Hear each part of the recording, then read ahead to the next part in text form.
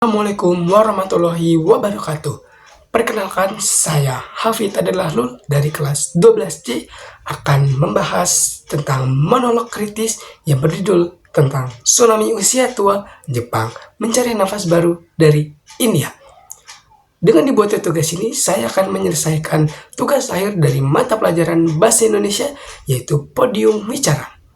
Terima kasih kepada guru pembimbing saya, yaitu Ibu Rifkiatunisa SPDGR, yang telah membantu saya untuk menyelesaikan tugas akhir mata pelajaran Bahasa Indonesia ini dengan baik, dengan benar.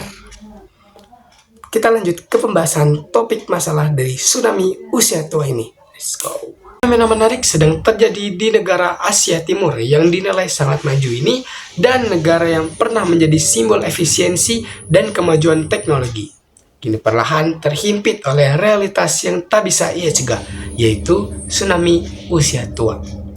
Penduduk menua lebih cepat daripada kemampuan negara itu melahirkan generasi baru, dan dunia kerja mereka mulai kekurangan tenaga pada hampir setiap sektor. Di tengah kekosongan ini, muncullah satu ide pokok yang kini menjadi sorotan, bahwa Jepang mulai sangat bergantung pada masuknya tenaga kerja muda dari India sebagai penopang ekonomi dan perawatan sosialnya. Bukan sekadar pertukaran budaya atau kerjasama bilateral, tetapi sebuah kebutuhan mendesak yang lahir dari kegagalan demografi internal. Jadi saya bertanya-tanya, apakah ini memang solusi yang terbaik untuk Jepang? Atau sebenarnya Jepang sedang menutupi masalah dalam negerinya dengan mencari bantuan dari negara-negara lain seperti India.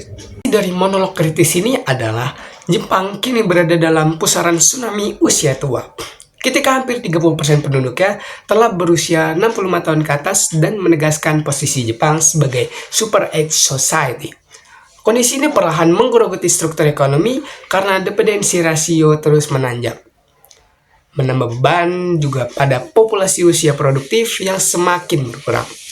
Setiap angka statistik itu terasa seperti ketukan pintu dari masa depan yang menuntut jawaban, dan sebuah masa depan di mana keseimbangan penduduk tak lagi dapat dipertahankan hanya dengan mengandalkan tenaga lokal. Situasi semakin pelik ketika workforce shrinkage menjadi kenyataan sehari-hari. Di sektor long-term care, di mana kebutuhan perawatan lansia meningkat secara konsisten, Jepang menghadapi kenyataan pahit bahwa pasokan tenaga kerja domestik tak lagi memadai. Tekanan demografi ini terasa bukan hanya sebagai masalah struktural, tetapi juga sebagai kecemasan kolektif dan sebuah ketakutan sunyi bahwa masyarakat yang menua terlalu cepat akan kehabisan tangan untuk merawat diri mereka sendiri. Karena itulah Jepang mulai melirik India, negara yang tengah menikmati demographic dividend, dengan harapan dapat mengisi kekosongan melalui skema specified skill work. Upaya memperluas migration pipeline bukan hanya langkah rasional, tetapi juga ungkapan putus asa yang elegan. Sebuah cara untuk mengambil napas di tengah tekanan demografi yang kian menyesakkan. Namun, di balik strategi ini terselubung kegelisahan, dan apakah dukungan dari tenaga kerja yang asing dapat benar-benar menahan retaknya fondasi demografi Jepang, atau justru hanya menunda konsekuensi dari penuaan yang tak terbendung. Saya untuk permasalahan ini adalah Jepang menghadapi penuaan penduduk yang sangat cepat, di mana hampir sepertiga warganya berusia 65 tahun ke atas. Jumlah lansia yang sangat besar dibandingkan tenaga kerja produktif membuat ekonomi dan layanan perawatan lansia menjadi tertekan. Tenaga kerja lokal tidak lagi cukup untuk memenuhi kebutuhan sektor-sektor penting. Oleh karena itu, Jepang mulai mengandalkan pekerja muda dari India yang memiliki populasi produktif tinggi. Kerjasama tenaga kerja ini dapat menjadi jalan sementara bagi Jepang untuk menjaga stabilitas ekonomi dan sistem perawatan lansia, sekaligus menunda dampak buruk dari populasi yang menua.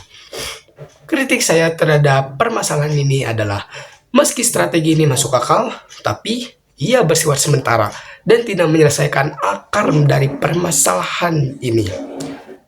Dan Jepang masih bergantung pada tenaga kerja asing tanpa membenahi persoalan internal seperti rendahnya angka kelahiran, keterbatasan partisipasi generasi muda dan perempuan dalam angkatan kerja, serta kurangnya reformasi struktural dalam sistem ekonomi dan sosial.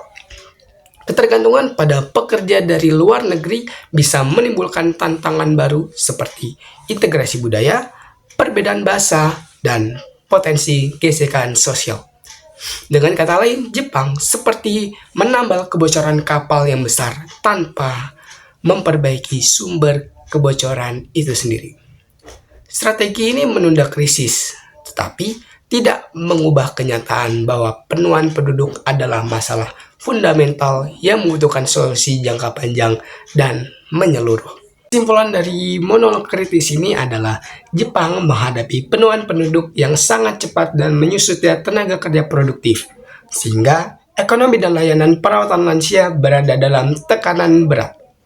Strategi mengandalkan pekerja muda dari India memang memberikan solusi yang jangka pendek, tetapi tidak menyelesaikan akar masalah seperti rendahnya angka kelahiran dan keterbatasan partisipasi generasi muda.